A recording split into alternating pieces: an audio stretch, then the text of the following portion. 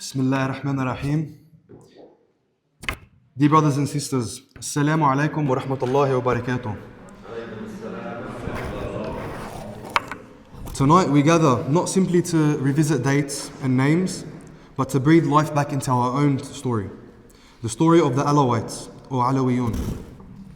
Our discussion draws heavily from Sheikh Mahmoud Al-Saleh's book, The Certain News About the Alawites, specifically pages 45 to 47, but it also flows from centuries of lived faith, memory and resilience. What we will talk about tonight is more than history. It is a chance to return to the light first kindled by Imam Ali alayhi salam, the light that was preserved, sometimes in secret, sometimes under persecution by our ancestors. We will leave tonight asking ourselves, who exactly are we? Why do we carry the name Alawite? And how did our identity survive waves of erasure, misnaming and misrepresentation?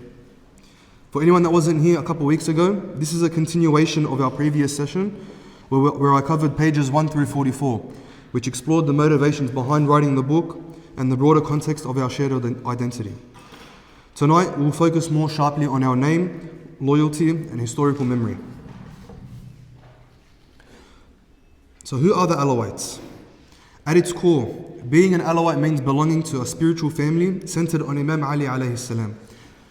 It's not just lineage or geography, it's a deliberate choice to align your faith, your values and your loyalty to Amir al-Mu'mineen alayhi salam. When the Prophet Muhammad sallallahu alayhi wa alihi wa sallam declared at Ghadir Khum, whoever I am his master, Ali is his master. Ma kuntu mawla fa hadha Aliyun mawla. This was not just a casual statement. It was a defining moment for the community of believers. For Alawites, this allegiance did not stop at words. It became the heart of our identity.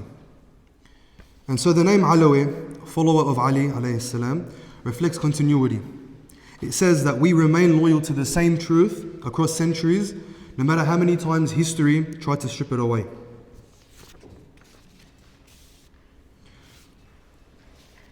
The Qur'an commands the Prophet sallallahu alayhi wa alihi wa sallam to fully convey God's message. O Messenger, convey what has been revealed to you from your Lord. If you do not, you have not conveyed his message. Many scholars connect this verse to the Prophet's public proclamation at Ghadir Khum, when he raised Imam Ali alayhi salam's hand before thousands of people and declared his leadership and his successorship. For us, this event is not just a side note in history. It's a spiritual cornerstone of our religion. To speak of being Alawi is to say we trace our devotion back to that very moment when allegiance to Imam Ali alayhi salam became part of the Prophet's final message. Some people wonder, was the name Alawite something modern, a label given by outsiders or foreign elements? The answer, which is supported by multiple early sources and prophetic traditions, is no. One hadith even describes a group on the Day of Judgment declaring, we are the Alawiyyīn, and being told by the angels, you are the secure ones. No fear nor grief will be upon you. This shows that the name Alawi was spiritually meaningful long before colonialism or politics entered the picture. It was a badge of loyalty and faith, not something invented later for convenience. And something maybe not all of you know is the term Alawiyya was long before any Shia or Sunni divisions. It is sometimes claimed that the French Mandate authorities in the early 1900s invented the term Alawiyyīn.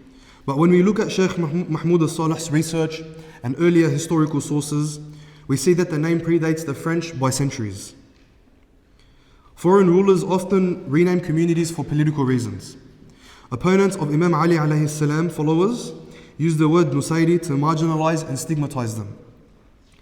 The French were not the first nor the last to exploit naming for politics.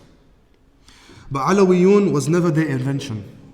It was always the community's own self-understanding and its link to Imam Ali alayhi salam and to Islam's earliest generations. Some ask, how do Alawis relate to the broader Shi'i world, especially Twelver Shi'ism? Scholars, including Sheikh Mahmoud Al-Saleh, remind us that Shi'ism at its core is simply loyalty to Imam Ali and his descendants alayhum as-salam. Whether you say Alawi, Shi'i or Imami, the underlying devotion is the same. Yes, communities developed unique customs over time, but the foundational beliefs, the spiritual line back to Imam Ali and the 12 Imams alayhum as-salam, remain shared. Names changed across region and eras, but the faith itself did not. A single flame can take many shapes as it spreads, but it remains the same fire. The Alawite conference of Qardaha, which I mentioned in the last lecture 2 weeks ago, expressed it clearly. The Alawites are Muslim Shia who, throughout history, have consistently refused any invitation to alter their creed. Keeping the name Alawi was often costly, yet it signaled a refusal to surrender memory, loyalty, and identity.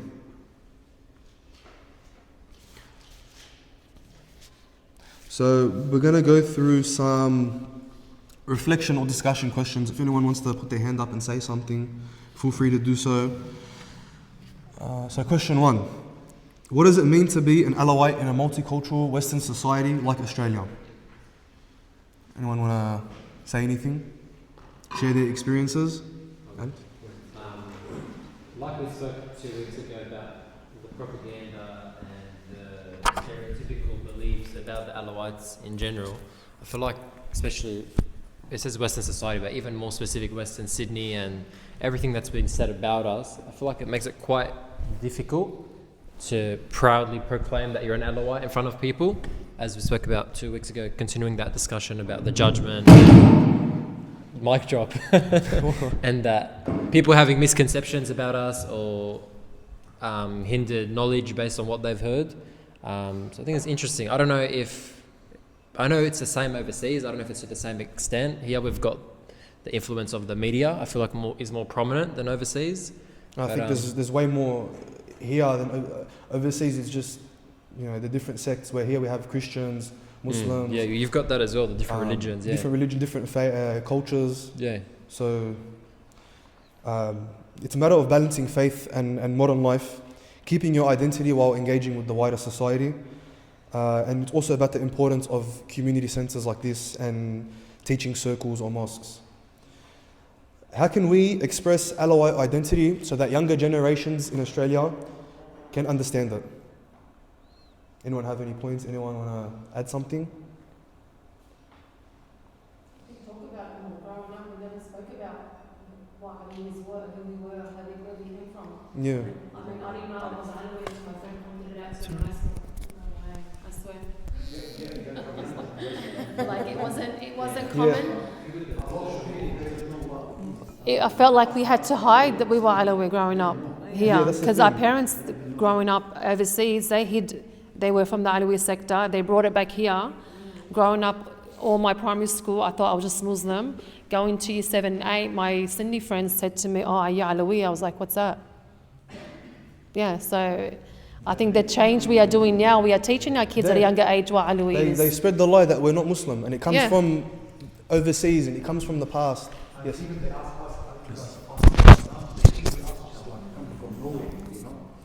That comes as well from it comes from as well other Alawis representing us, maybe not fasting, maybe doing things that don't represent Islam. Yeah.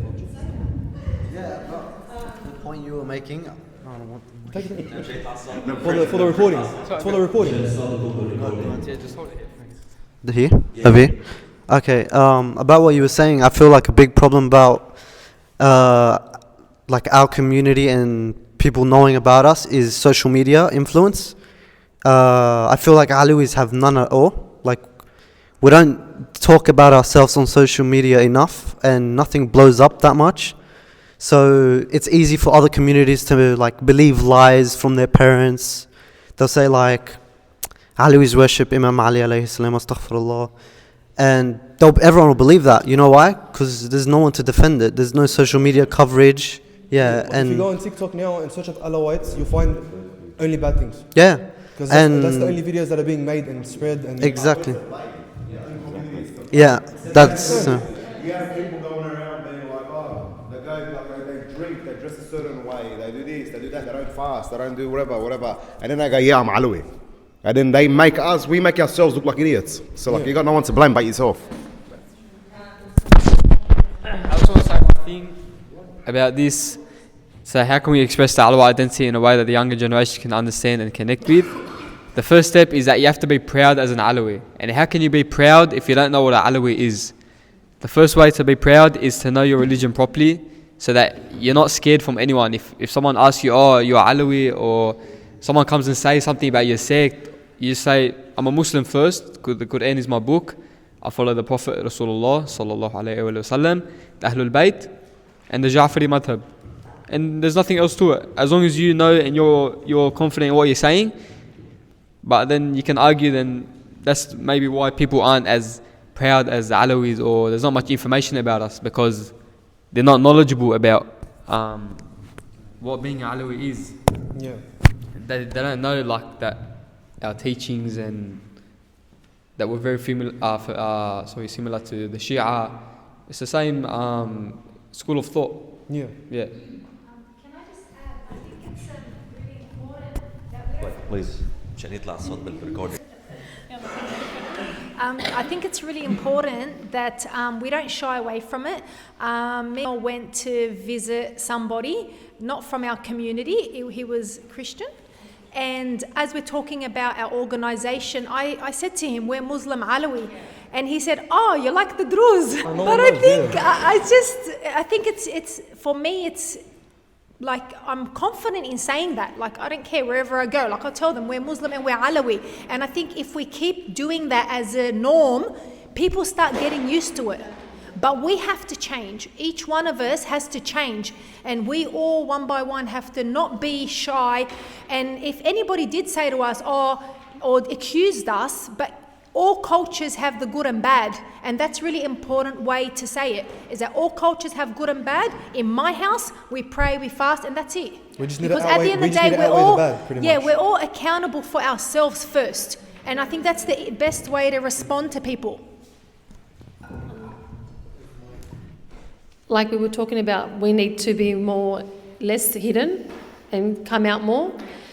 When we first started BaytulHuda and we were starting to promote our videos online, especially during Ramadan, we had a few people approach us saying, don't put any videos up there, people don't need to know that we're Alawi. And we're like, no, we are changing that. Nothing changes if nothing changes. Like, that time is gone now. So people were actually coming up to us telling us, take down the videos. I don't want people to know that I'm Alawi. I don't want people from work to see me and know that I'm Alawi. Why are we hiding from it? What are we scared of? Like, we need to break that. Our parents did that. Our grandparents did that. I feel like now, today, we need to change that for the sake of our kids and be proud of who we are and what we've got. So I don't know why there's so many fear. History, like we spoke about 2 weeks ago, in the mountains, we were hidden for so long, and that's why over time you see the impact. We've lost our culture and our deen and our religion and our practices. Why? Because our ancestors were in the mountains and they were slaughtered and killed for practicing their religion. But like we said 2 weeks ago, that we're not in that situation anymore. We have a dawla, we have a government.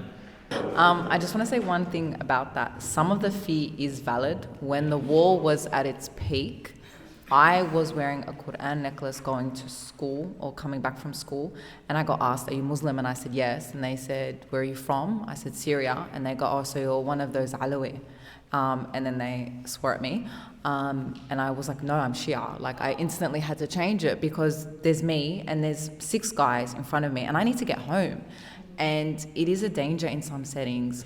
I've worked events where I just avoid it, or I say I'm Christian or whatever. In Australia, yeah. Especially during the peak of the war, 2014, 2015. As a girl, you wouldn't want to say that. And there were incidences where the boys were targeted. Everyone took off their khalas because they were scared. Yeah. يعني بلبنان بسمع حكايات مع انه انا ولا مرة خجلت ما بحب لك انا بطلع برا الجبل وهيك بس عطول كان انا قلبي قوي كان اهلي عطول يعيطوا علي بليز ما تقولي يا عمي ما فيني كذب بهالشي بس بدي احكي لكم شيء فني ماي كازن مرة طلعت من الجبل راحت عند الدكتور سألها حدا هونيك سألها انه من وين انتي؟ قالت له انا من لبنان. قال لها بس منين؟ قالت له انا من لبنان. ما بعدها خلاص انعرفت انه علوية. لهالدرجة وصلت معنا انه نحن منخاف نقول انه نحن علوية. بس انا ما بدي اكون خايفة انه why. Yeah, we have one more. Anyone else? السلام عليكم جميعا. I think نحن كعلوية كطائفة علوية كلنا بنخاف نقول أنا علوي. like أنا من طبيعة شغلي بخسر أحيانا كتير jobs just because بيعرفوا إنك علوي. like أول أحداث سوريا بال 2012-13 كنت اشتغل. so usual customers you brother السلام عليكم الحمد لله السلام عليكم just like normal. من وين؟ من سوريا. من سوريا من طرطوس straight away مع أو ضد. and هون بقى أنت you choose whatever. ما forget it. يعني either way رح يعرفوا ان انت علوي. شكلك بيقول انت علوي. حكيك بيعرفوا. صار في مثل خوف انه ما انه نستحي تقول انك علوي بس الخوف انه affect you direct. You know I have to quit my job and change completely different job just to leave the area because it was just very dangerous back then. And even now with my work sometimes we deal with some big boys in the market especially in the building game. Most of them يعني very sad منهم من جماعتنا. نحن الحمد لله ما بيدعموا بعضهم بعض. They work against each other. But the other people they stick together. Soon بيعرفوا أنت منك منهم you automatically you lost the job because you're not from them. And it's very sad. And plus like I think نحن يعني كطائفة عددنا صغير والمشكلة the people controlling that طائفة forget about it. ما عم يتركوا ده any space for the new blood to get in so they get that dead body back to life. And this what's like I was at the hospital. My doctor he asked me, he said, you Muslim? I said yes. He said, what Muslim? I said Muslim Alawi. He said, do you believe in God?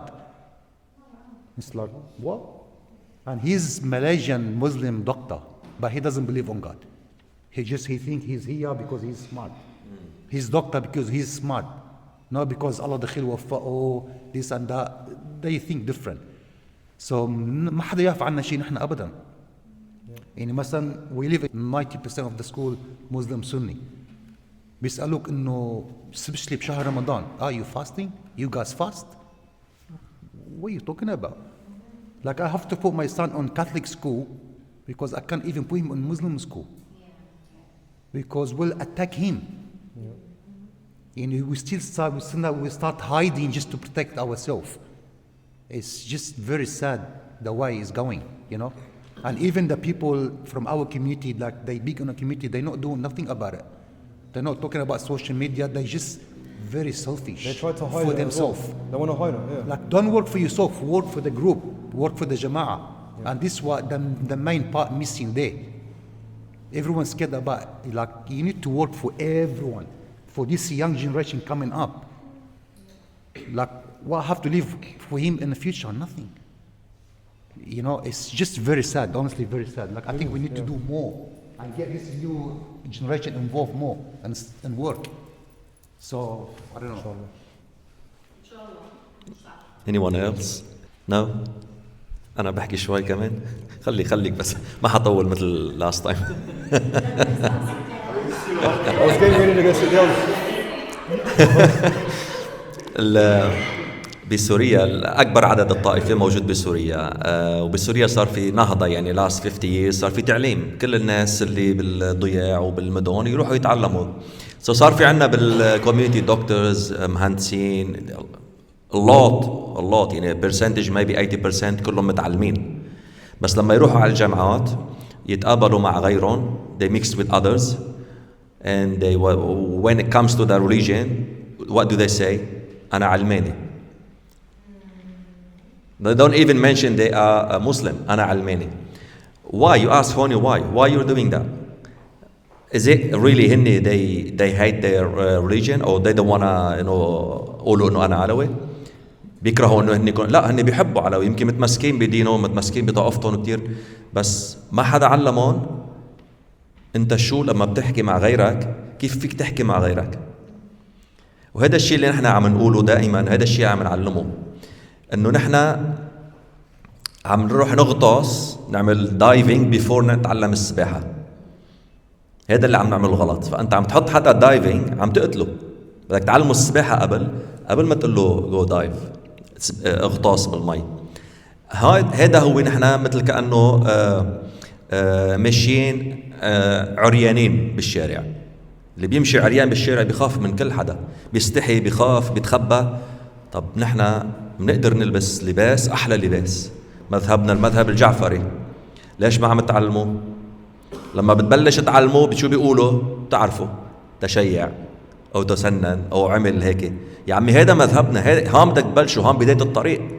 بداية الطريق تلتزم بالشرع، تلتزم بالدين، وتظهر هذا الشيء بأعمالك، بسلوكك، بصلاتك، صيامك، تعاملك مع الناس، تعاملك مع أخوانك، ضمن طائفتك، برات طائفتك.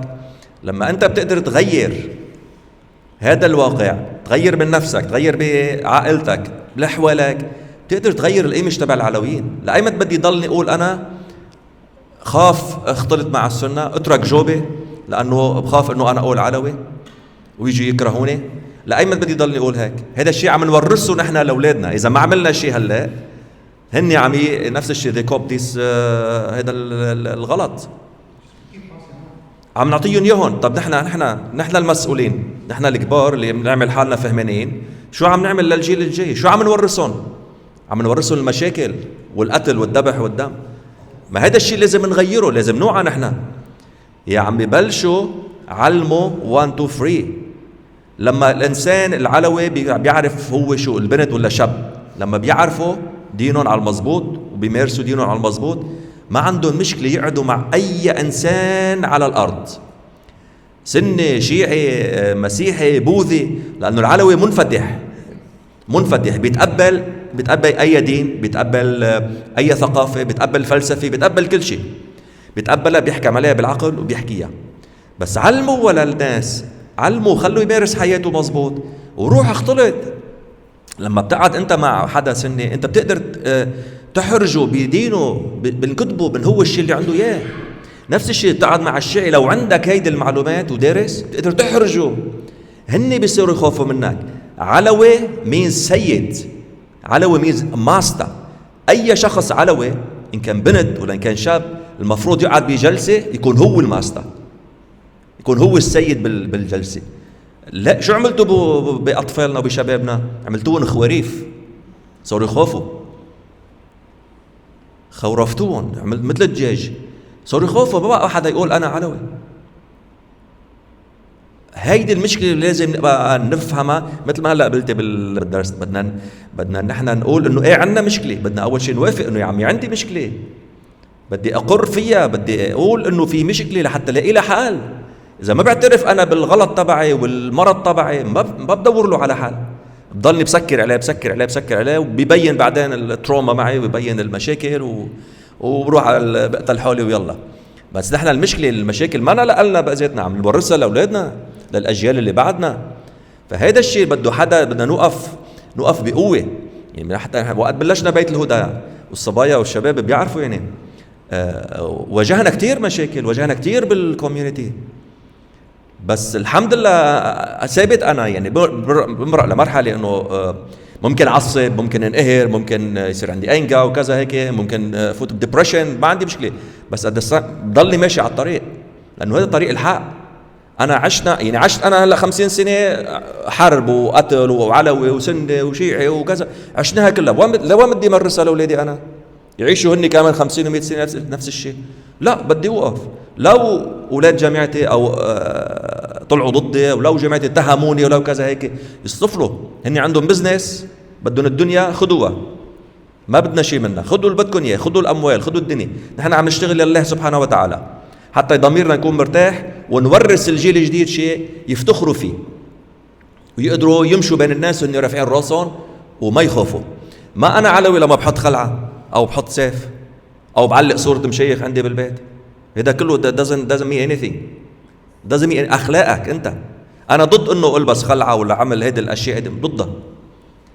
أنت بتثبت نفسك بأخلاقك، بعلمك قدام الناس، تكسب احترامهم. ساعتها بتقول لهم أنا علوي، بدي نقوله واو، ما شفت علوي مثلك. بدنا ما بس واحد يقول ما شفت علوي مثلك، بدنا كل الجنريشن او كل الكوميونتي تكون هيك، يقووا قلبهم، يتعلموا العلم الاويرنس قبل كل شيء. هيك بنقدر نتخطى، هيك بنقدر نغير، هيك بنقدر ننجح، هيك بنقدر نرفع راسنا ونمشي ونقول انا علوي ونحافظ على اسمنا.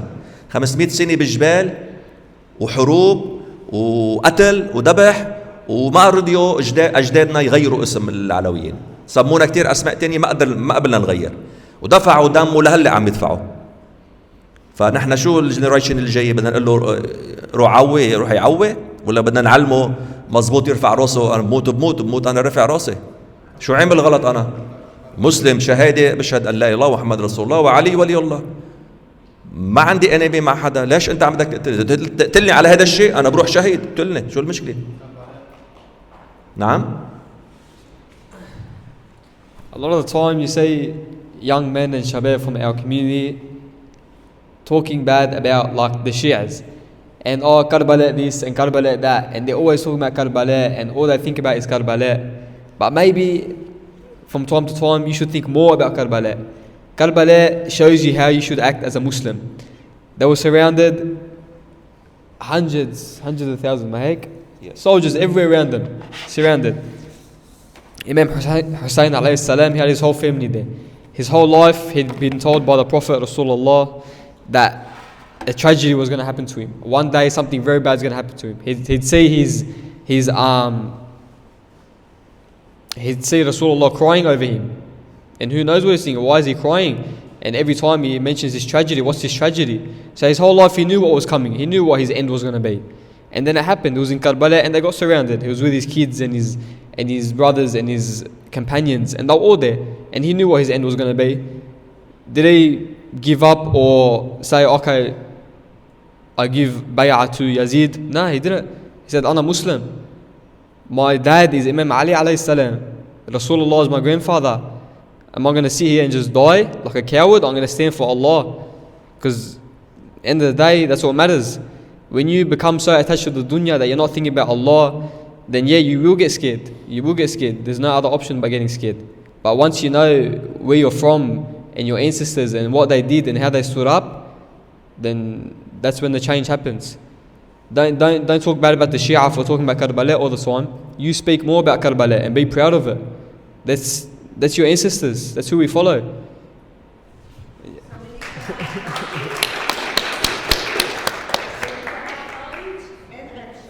لكن لما عندهم knowledge بصير عندهم courage، بصير عندهم قوة، بصير عندهم شخصية، بصير عندهم وجود. هان الإمام جعفر الصادق عليه السلام: كونوا لنا زينا ولا تكونوا علينا شينا. كونوا لنا زينة، خلينا نفتخر فيكم. ما تكونوا حدا يقولوا هذا لك جعفر أو هذا علوي أو هذا، وتكونوا بهدلين لنا، تبهدلونا نحن الأئمة تبعكم، تجوا بتبهدلونا بتصرفاتكم. بدكم تكونوا رجال أبضيات وصبايا، زينبيات وفاطميات وخديجيات. فهذا ما بيمشي إلا بالعلم والالتزام والعمل، ولنغير مجتمع، لأنه المجتمع كله نحن ورثنا 500 سنة اللي كناها بالجبال، ورثنا أمراض. المرض يعني حمليته كوميونيتي كاملة. هذا المرض إذا ما اعترفنا فيه وغيرناه، هالكوميونيتي كلها حتدوب، ما حتغير. وهان المشكلة. بنتركها مشان ما نكتر، نتركها نكفي الأسئلة بعدين نكفي نوى. He did that to me twice now. I'm going to do it to him one day.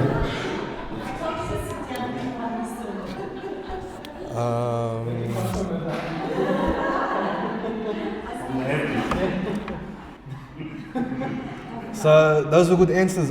I wrote some things I think that we could do to express our identity for the younger generations.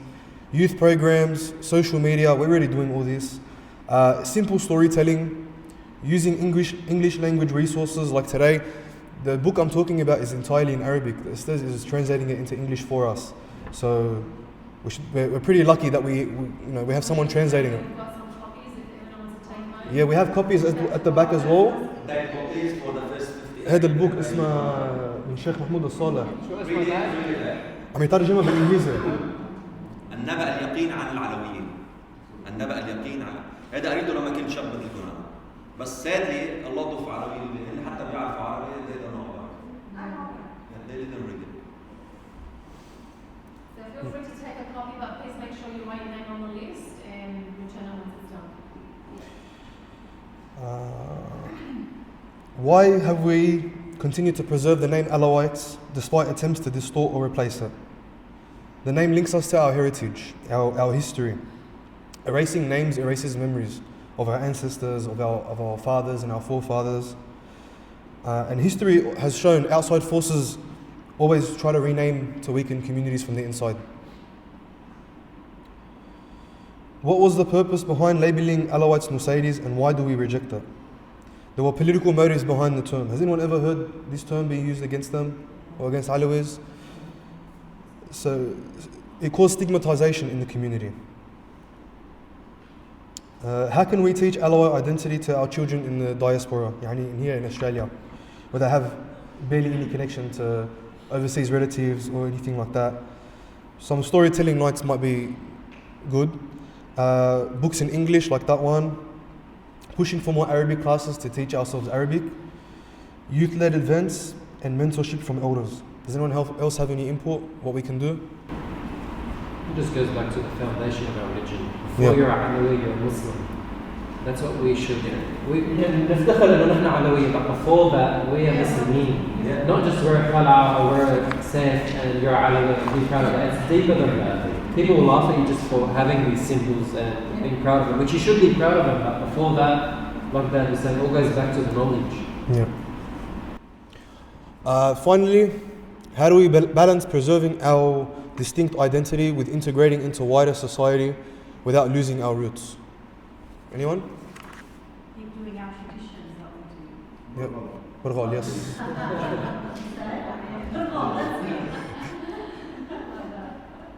Anything else? Just Burghal? Not there as well. I'll leave you with this. To integrate into wider society, loyalty to faith doesn't mean isolation from your community.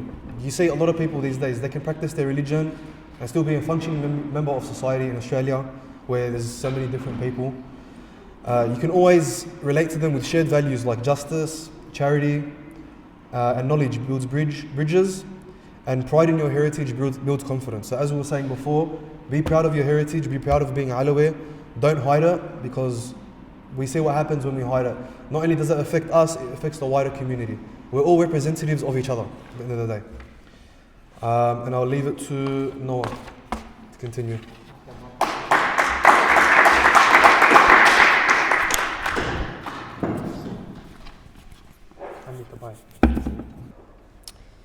What did the Alawite ordeal look like? This is not abstract. After the early political divisions in the Muslim Ummah, those loyal to Imam Ali alayhi salam faced persecution and marginalization. The result was social isolation, displacement, and in many periods forced migration from cities to the mountains, the Syrian coastal ranges that came to be known as the Alawite Mountains. These mountains were refuge and school. There was no great seminaries or institutional supports some other communities enjoyed. Yet, out of hardship, the Alawite community preserved memory and practice, passing them down through families and teachers. When opponents labelled the community Nusayri or used other epithets, the intent was often political, to isolate, to delegitimise, and sometimes to justify harsh treatment. But the community endured. Their history is not merely about suffering, it is about the choice to remain faithful under extreme test. The modern era, the French mandate and resistance. In the modern period, after the First World War, the French occupation tried to implement a divide and rule policy, carrying the Levant into sectarian zones. They created an independent Alawite state on paper, which led many to suspect that the French were trying to separate Alawites from the broader Muslim community. Our community's response was firm. Many scholars and leaders declared their identity as Arab Muslims who accepted Islamic Sharia and the Ja'fari Madhab. The Alawites resisted being used as pawns for political ends. Their rejection of imposed separation is part of the reason the French ultimately had to adjust their approach. Their scheme could not ignore the internal resistance and the clear public statements of Alawite scholars. Reclaiming the true name. The term Nusayri grew in usage because of political and polemical motives. It was primarily a label used by opponents to manufacture difference. Over time, and particularly with the rise of modern Arab nationalism and the anti-colonial awakening, Alawites publicly insisted on their true name and on their place within Islam. This was not the result of a favor from outsiders. Rather, it was the product of long endurance, learning, and the steady assertion of identity. To reclaim a name is to reclaim memory, to reattach a people to their traditions and to their sense of self. The Alawites today, renewed identity and firm loyalty. Today, the Alawite community emerges with renewed voice. Despite centuries of marginalization, the community maintained attachment to the Ja'fari school, to Arab heritage and to Islamic belonging. Yet challenges persist: social and political exclusion, stereotypes and episodes of injustice. Our responsibility now is twofold: preserve what is true in our tradition and engage with the wider ummah from a place of clarity and confidence. A proud identity need not exclude humility. It invites dialogue, unity, and the reaffirmation of shared beliefs. Why should we hold to the name Al-Alawiyyīn? Why did our ancestors hold so firmly to this name? Not because it was a convenience, it was a marker of creed and of a religious political stance that demanded sacrifice. Through exile, poverty, and slander, they clung to their name as a certificate of belonging to Imam Ali alayhi salam and to the Ahl al-Bayt alayhimus salam. Any assertion that the name is a modern invention misunderstands history or deliberately seeks to distort it. The name is an inheritance, kept and protected through generations. We got some questions here. So, history, hardship, Shia relations in the future. So, number one, what lessons of strength and resilience can we draw from our ancestors' hardships and struggles?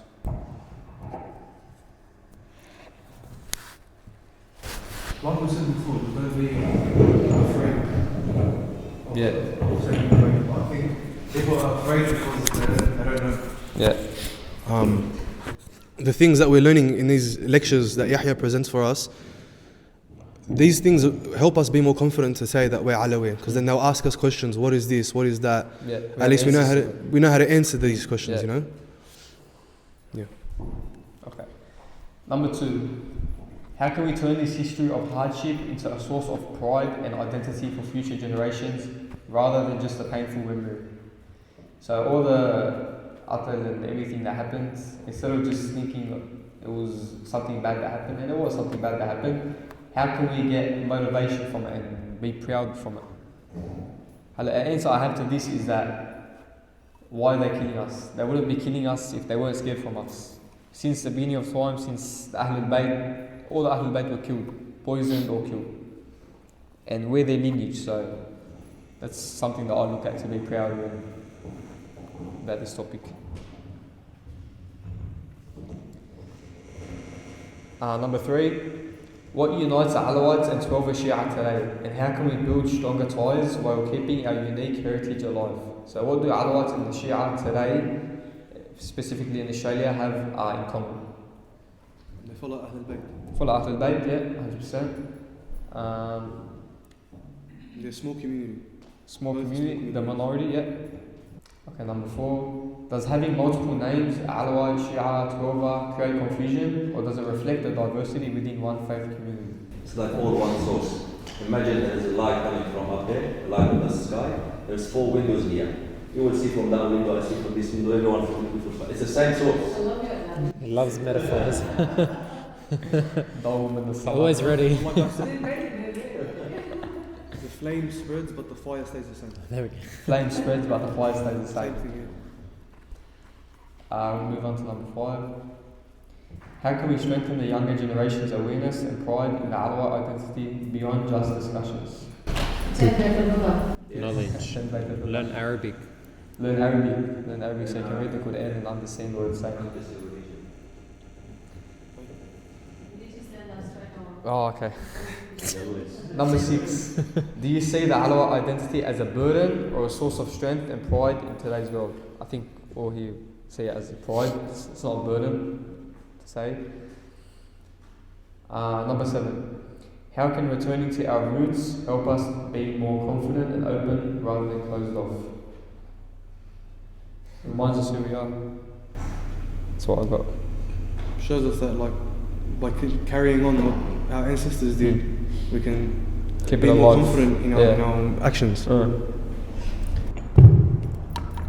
ندرس ونتعلم ونعرف أكثر عن ديننا إن كيس حدا سألنا أو قعدنا بمجتمع نكون قد إنه نحن علوية ما نستحي ولأنه ما عندنا معلومات كافية بنصير منضلنا ساكتين فبنعطي صورة بشعة وهيك بيصيروا بيطلعوا فينا إنه يس إنه نحن منا إسلام لأنه عطول ما عندنا جواب. That's why. Yeah. صلحوا بالعلم, yeah, of course.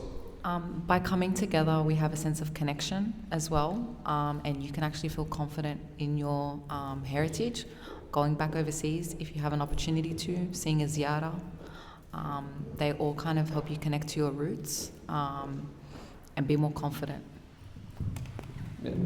Number 8. What responsibility do we carry in preserving the name and legacy of our community here in the diaspora? معناتها لابون بأستراليا. Everywhere, yeah, overseas. Sheikh Yahya says it quite often that we're a dying nation. That our nation is destined to be extinct eventually because of our norms and our just the way we've been accustomed over time. So I think, as Am was saying before, more than ever, it's important to do something, to act, to learn, to teach, to gather, to be with the community so that we can change the way we've been for however long it's been and make an impact and a positive impact on the generation to come so we can break the cycle. And a lot of it actually relates back to what Lorena was saying today about realizing that you have a problem, and step 1 to solving something or going through something is awareness and realizing you've got something. And the fact that we were able to sit here today and recognize that, I think, is a positive, and it's a step in the right direction. I think the main thing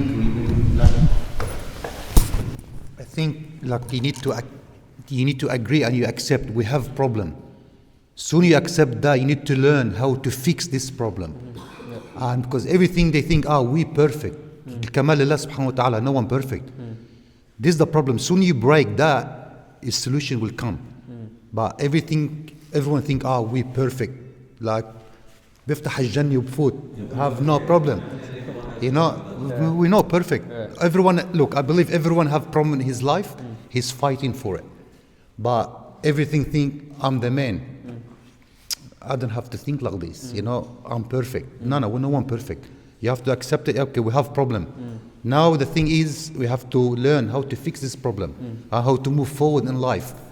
And نرجع بقول لك لا our community need لك تسلح بالعلم. بيسألوك شو اسمك, you need to learn. مثل ما فضل الاستاذ وحكي انه مثل انا بشلحك بالمي بس بدي اعلمك تتسبح. بلاس لازم اعلمك شو هي المي. عندك salt water and swimming pool. This heavy water and this light water. You need to learn everything step by step so you can get it stronger day by day. And inshallah in the future we all end up on that thing, you know. Final open question. If you were to write a letter to your ancestors who preserved the name Alawites despite injustice, what would you say to them, and what would you promise to preserve from their legacy here in Australia? That's homework. Our homework? You're gonna write a letter. If you want to say something now, you can say it now, but yeah. No, you say it. Ricky, take the floor. What? Tell them sorry. What are you going to tell them? We failed you. Yeah, tell them sorry. I'm asif.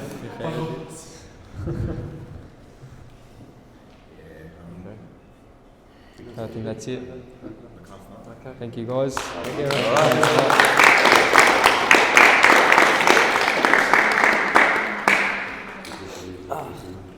جزاكم الله خيرا, الله يقويكم, شكرا على الحضور. إن شاء الله بنستفيد. إن شاء الله بنحضر next time more from this book.